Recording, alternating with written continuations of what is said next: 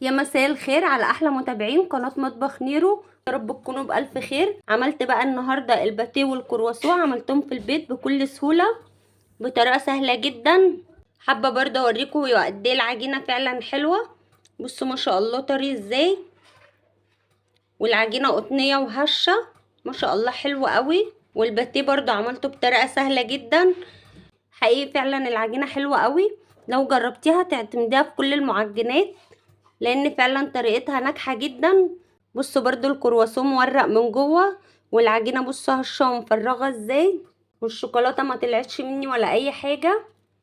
الطريقه حلوه قوي وطريقه فعلا ناجحه، لو جربتيها حقيقي مش هتندمي. لو عايزين تشوفوا الطريقه كامله ادخلوا على قناتي على اليوتيوب باسم مطبخ نيرو، هتلاقوا الطريقه كامله في القناه. ولو عجبتكم بقى الطريقه ما تنسوش تشتركوا في القناه عشان يوصلكوا كل جديد. اشوفكم بقى على خير في فيديو جديد.